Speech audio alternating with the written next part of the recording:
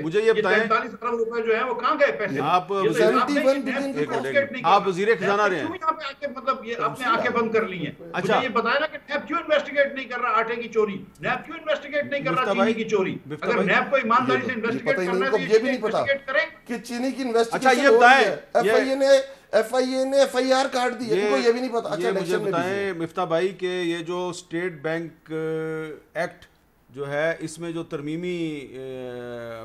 तरमीम का बिल जो आया, यानी कि इसका नाम है state bank of Pakistan act 1956, इसमें तरमीम के लिए एक प्रपोज्ड बिल का मसवदा जो है उस पर बड़ी बहस हो रही है।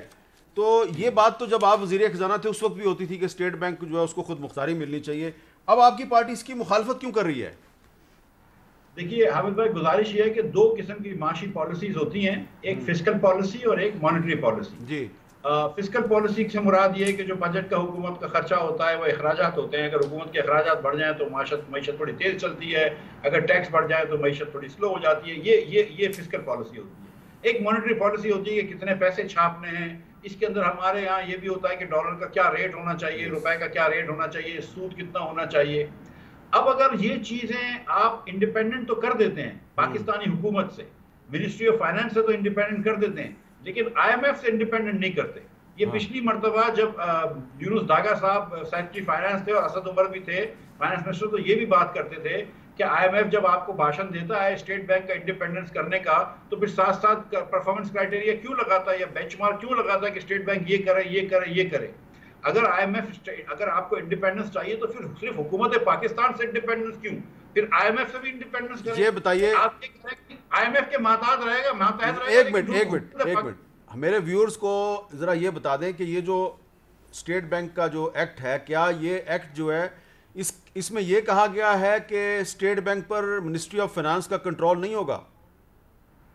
सर, स्टेट बैंक के ऊपर 5 साल तक गवर्नर साहब को नहीं हटा सकते। जो मिनिस्ट्री ऑफ फाइनेंस के नुमाइंदेगान बैठते थे स्टेट बैंक के बोर्ड्स पे, मसलन सेक्रेटरी फाइनेंस, उनको हटा दिया है।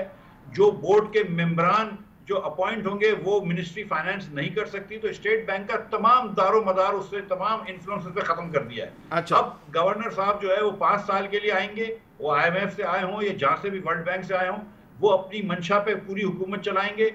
अब मिसाल के तौर पर अगर हुकूमत को चाहिए कि इंटरेस्ट रेट कम करें, यहाँ पे जैसे कि पहले इंटरेस्ट रेट बहुत बढ़ा दिया था, कर्जा डबल हो गया, हमारा कर्जे के ऊपर सूद डबल हो गया, तो जब इंटरेस्ट रेट कम करना हुआ तो नहीं कर रहे थे, ये मईशत रुक गई। लेकिन फिर कोविड आया तो फिर आईएमएफ ने इजाजत दी तो इन्होंने इंटरेस्ट रेट कम किया। अब अगर हुकूमत को चाहिए कि कोई भी इमरजेंसी हो जाती है, कोई खुदा ना खास्ता जंग हो जाती है, कुछ वजह हो जाती है कि आपने थोड़ी सी मॉनेटरी पॉलिसी को लूज करना है, तो स्टेट बैंक नहीं सुनेगा। ना स्टेट बैंक ग्रोथ की तरफ पॉलिसी में जाएगा, ना स्टेट बैंक आपको बोलेगा कि आप सीपैक की चीजें कर सकते हैं। तो ये हम अपने हाथ क्यों बांध रहे हैं, मेरी समझ से बात